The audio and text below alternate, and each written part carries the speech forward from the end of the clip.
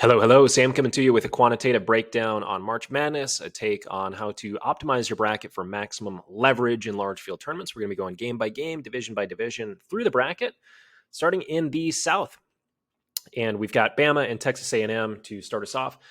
I just want to go through this ledger real quick. So spread shows the spread on the game. 26.5 means that Alabama's a 26.5 point favorite, which implies a 99% chance that they will win the game.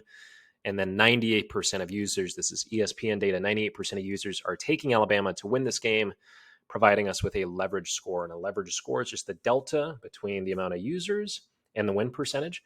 The reason this is a 2% is because they're basically a 99% chance of winning is a 100% chance of winning.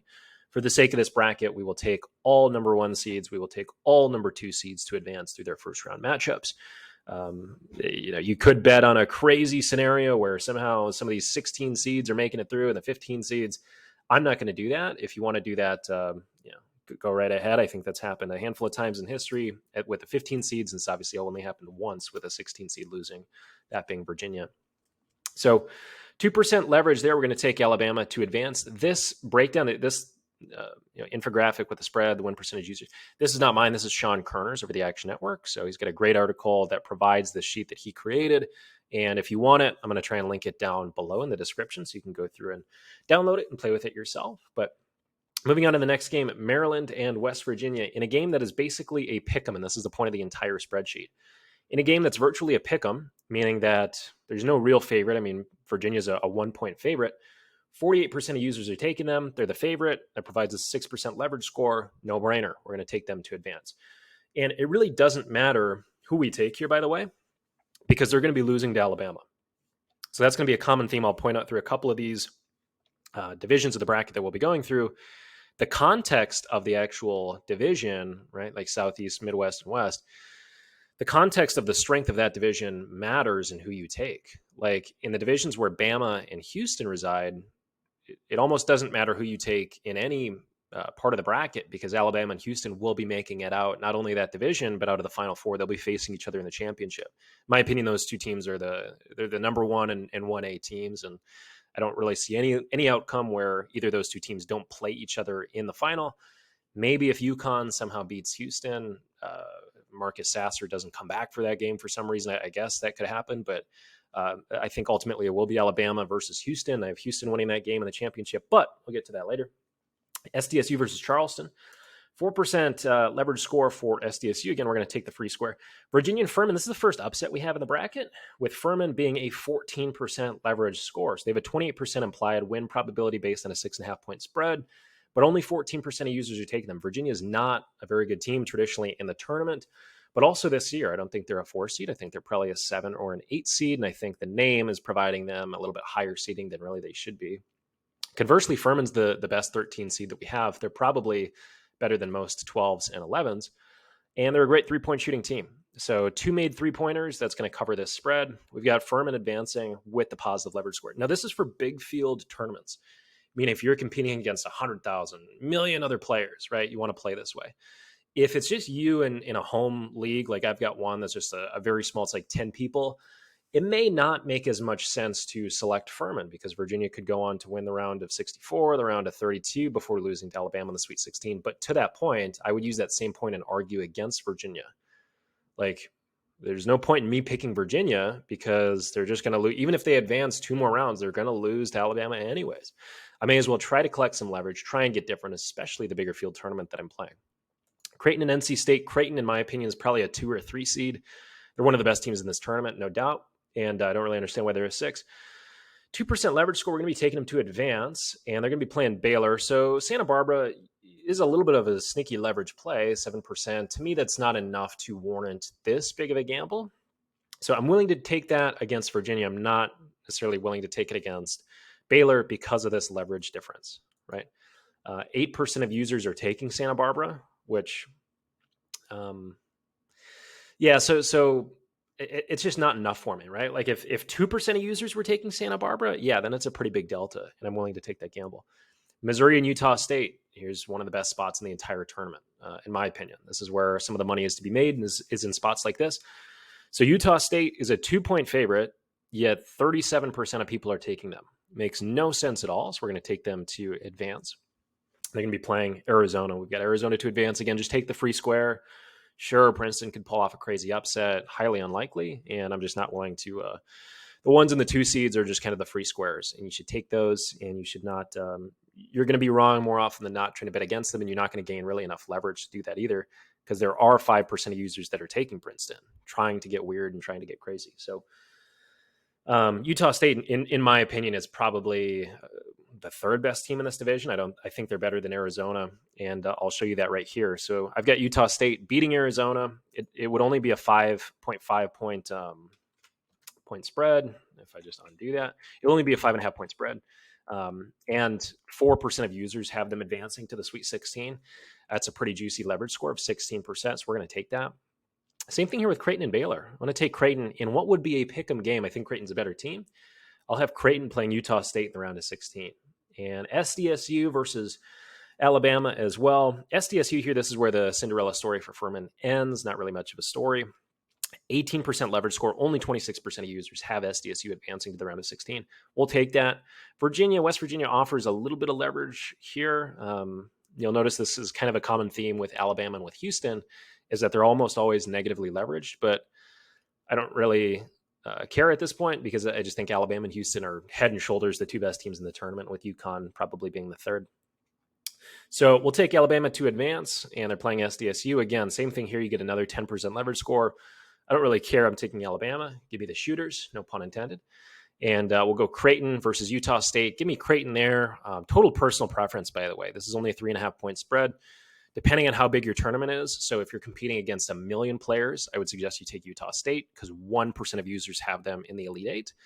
If you're playing against 100,000, 50,000 to 100,000 players, I'd say to take Creighton, right? So 100,000 or less, go Creighton. 100,000 or more, go Utah State. We've got Bama and Creighton. Again, just give me Bama here. This is where the run ends for Creighton. Just give me the free square in Alabama. Moving on to the East.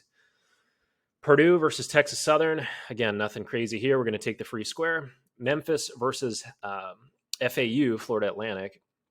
1.5, basically a pick'em game. Only 28% of users are taking FAU. Give me the leverage. Give me FAU. Duke versus Oral Roberts. I've gone back and forth on this. Oral Roberts is a really interesting team. So they've got the tournament experience. They've got some halfway decent college players in Max Asmus. And Duke, I feel like traditionally doesn't actually have very strong track records outside of Mike Krzyzewski in not only the NCAA tournament, but in just regional tournaments even as well. So in a 6.5 point game with the leverage going Oral Roberts' way, I'm going to take Oral Roberts here. You can make an argument to take Duke anyways, because they're going to lose to Tennessee. So maybe you shouldn't get as unique, but I'm going to take Oral Roberts here. Tennessee and Lafayette. Nothing crazy there. Just give me Tennessee. Kentucky and Providence. And this is the one. So between these 2 games, you have to make a decision. I think in one of these games, you have to take the underdog. So between Duke and Oral Roberts and Kentucky and Providence, I think in one of those games, you should take the 11 or the 12 seed. Kentucky was the team that I decided to take, even though it's a tighter spread, just because the leverage score wasn't as favorable in favor of the underdog. I also think Oral Roberts is a slightly better team than Providence, and I think Kentucky's a slightly better team than Duke, just that Kentucky has really 2 more professional grade players. But that's personal preference. If you want to just flip that up and take Duke and take Providence, go right ahead. Kansas State and Montana State. KSU is a really vulnerable number 3 seed. I think they're really bad. They probably shouldn't be a 3 seed. They should be like a 6 or a 7. I've debated taking Montana State here, depending on the size of the bracket that I'm entering, the group that I'm entering. You may want to take Montana State. For this one, I'm just taking Kansas State, even though they have a negative leverage score. I'm not a huge fan of it, but I'm just going to bite the bullet.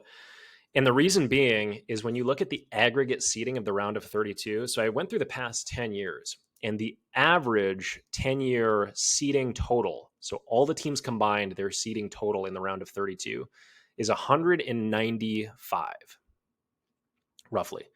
So it was like 194.2 over the past 10 years. So 194.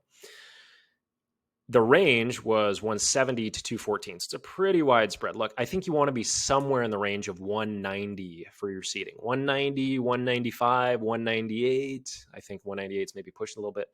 when you go through your bracket, add up the seeding for the round of 32. For the round of 16, the number was 81 was the average for the round. Anyways, so just a couple quick points there over the past 10 years historical data. Where were we? Michigan State, USC. Yeah, I've gone back and forth on this one so many times. Just I guess give me Sparty. Leaving a little bit of leverage on the table, but I'll take Sparty as the very slight favorite. Marquette and Vermont, lots of if you wanted to take a 15 seed, this is just the disclaimer. If you wanted to take a 15 seed in this entire bracket, I would suggest it be Vermont. They're not the best 15 seed, but Marquette is certainly the worst 2 seed. And they played nobody. I mean, Marquette has played nobody. I think the best win is like Illinois or something. So tons of leverage here for Vermont. I couldn't bring myself to bite the bullet based on the aggregate seating and based on the fact that I'm going to get weird in other parts of the bracket. And actually right here, I'll show you. So moving to the round of 32, I actually have Florida Atlantic. I've got FAU beating Purdue. So I'm taking the 8% leverage score here in what would only be a 7.5 point game. The reason being is FAU has, in my opinion, the only guy who can stop Edey from Purdue. So Edey, if you haven't seen him, he's a freak. I don't say that in like a favorable sense. He's like this freakishly big, 7'4", 300-pound dude, and really bad footwork, really unathletic, can't shoot, can't pass especially well, but he's just big. And at college level, unfortunately, that's kind of enough to get the job done, especially when you're that big, when you're 7'4". So basically Purdue's game plan, their MO, is to throw it into Edey, have him just kind of throw some guys around, dunk the ball, or kick it back out to an open shooter after a double team comes. I think against FAU, who has great perimeter defense, I don't see some of those 3-point shots going down. FAU has a 7-footer of their own, kind of a tough-nosed Russian dude who is very long and may actually give Edey some problems. So for that reason, I took FAU. It's a contrarian pick. I would not recommend doing it in like home league, let's call it, groups where it's like a smaller group. But for me, it made sense to take FAU here. Also, in part, and the context here matters because I like Tennessee a lot. I think Tennessee is a very good team. I think they're probably the best team in this part of the bracket. And I wanted to make Tennessee's run easier. Therefore, I have FAU here. Oral Roberts and Tennessee going to that game. Tons of leverage on Tennessee. This is part of the reason I'm so high on them. Only 38% of users have them advancing to the Sweet 16. For number 4 seed, that doesn't make much sense, in my opinion. So I guess people are saying that they're losing to Duke, which is more of just a name. And that's part of the reason, again, why I took Oral Roberts was to make Tennessee's run easier. Hopefully you can see how some of this works. Kentucky versus K-State. This is a good spot to knock off the vulnerable 3 seed. Again, I don't think Kentucky's a very good team. This is the weakest part of the bracket by far. So I've got Kentucky making it out. Sparty versus Marquette. Again, Marquette's a very bad 2 seed. This is the spot where they get knocked off, in my opinion. 9% leverage. Give me the leverage there. And we'll go FAU versus Tennessee. Tons of leverage. 13% of users, that's it, have Tennessee advancing to the Elite 8 because everyone has them losing to Purdue. And I just don't think that's right. I think that Tennessee has a much greater likelihood than 13%. Kentucky versus Michigan State. I've gone back and forth on this a ton. Personal preference here, folks. I mean, like, really whomever you like. Kentucky has more professional grade players. I think they have 2. Michigan State really doesn't have anybody that can go pro. But Michigan State has a little bit more of a track record. An older team potentially may play better, although they didn't play especially well in the Big Ten tournament. So I took Kentucky, and then we've got Tennessee and Kentucky. With all the leverage going to Tennessee, I've got Tennessee advancing to the Final Four. Go to the Midwest here. Houston and Northern Kentucky. Don't overthink it. Houston is the best team in the division. That's the best team in the tournament. It's the best team in college basketball. We'll go Iowa and Auburn. 2% leverage score. Auburn being a half-point dog. You know, Iowa, I've bet on Iowa through the past, probably 5 tournaments or so. And they seemingly never get it done. First, it was the Murray Clowns. And they still have one of them. They still have Chris, I think.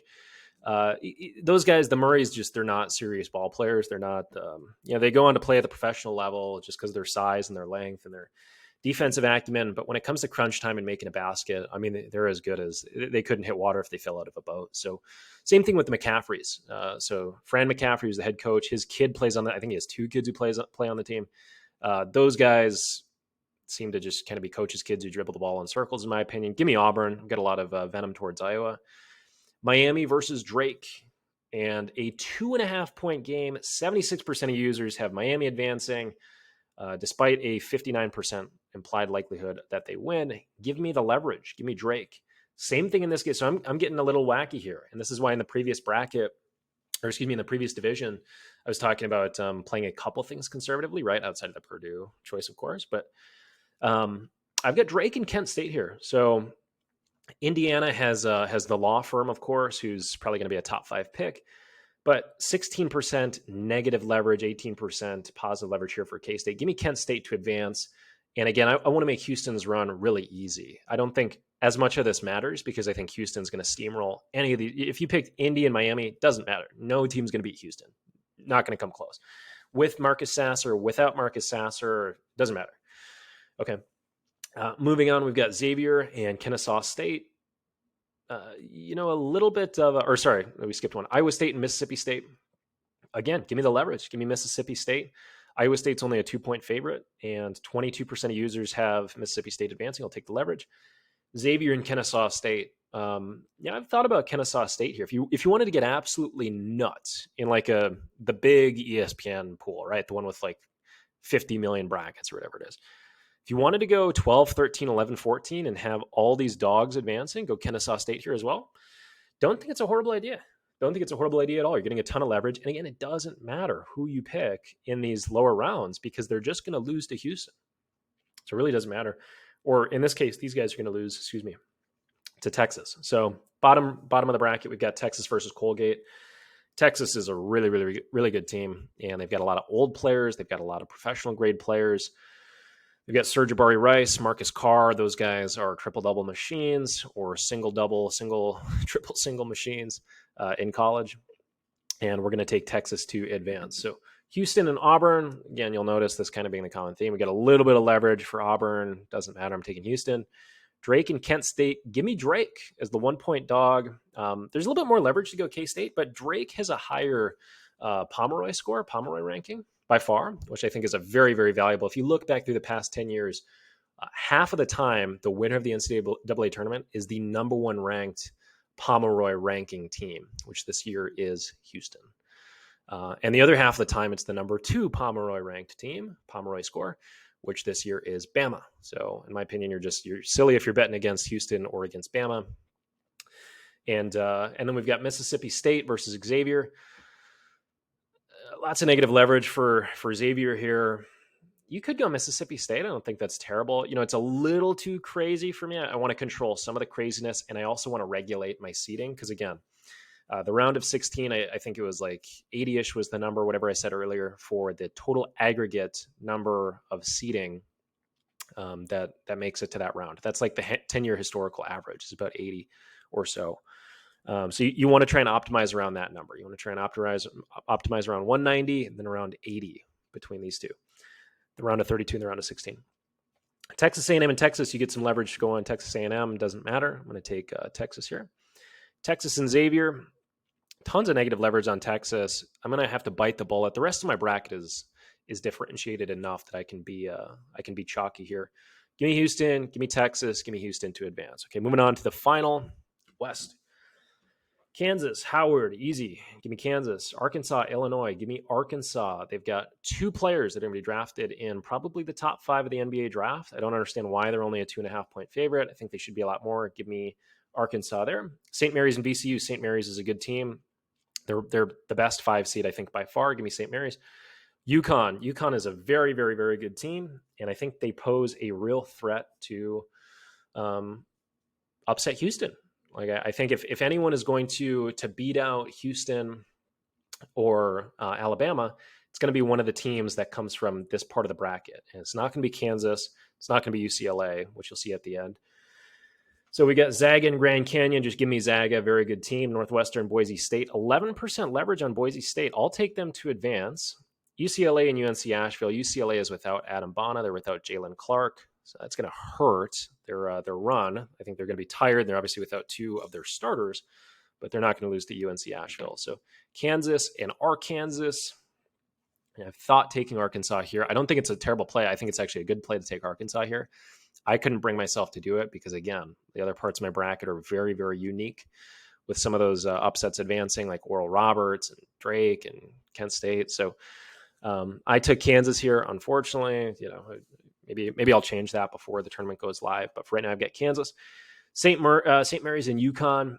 Again, give me UConn. They're probably the best team in this entire part of the bracket. Either UConn or Gonzaga is. I don't really understand Kansas being a number 1 seed. TCU and Zaga, not a horrible play if you wanted to get different and go TCU here. TCU is a good team. And despite Arizona State getting a lot of the leverage on this matchup with TCU, TCU is a really good team. And I could see them upsetting Gonzaga. For right now, I have Gonzaga. I have 1, 2, 3, and 4 advancing. I've got UCLA beating Boise State. So I'm kind of going against the leverage in this part of the bracket because of the other parts that we've already went over. Kansas, UConn. This is where I want to reclaim some of that leverage. Give me UConn. 16% of users have them advancing to the Elite Eight. I think that's too low. I think they're the best team in this division. Gonzaga and UCLA, and what would be projected as a pick 'em. Look, if UCLA had Adam Bana and they had Jalen Clark, they would be my pick to make it out of this division. And they would be my pick to potentially upset Houston. But they don't. And they're going to have to run a tighter rotation. They're going to have to run a 7-man rotation. These kids are going to be tired, more so than they would be. They're going to be without 2 starters, so they're losing talent. This is where the run ends, I think. Give me Gonzaga. And then I've got UConn, all the leverage against Gonzaga. Final four time. UConn and Houston. A little bit of leverage going UConn. I don't care. I want Houston. And Alabama and Tennessee. A little bit of leverage going for Tennessee. I don't care. Give me the 2 best teams in college basketball, Houston and Bama. Houston being your winner. And the projected score, supposedly Alabama would be a half-point favorite.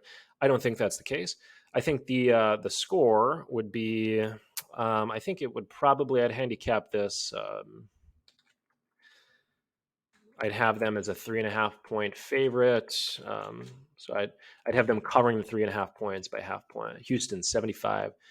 Hopefully this was an analytical and in-depth quantitative analysis on how to fill out your bracket. If you want this sheet, I'll try and link it in the description below. Otherwise, hopefully you come back to this in a week or two and I've got everything right and I've got $1 billion from Warren Buffett. So thanks for watching.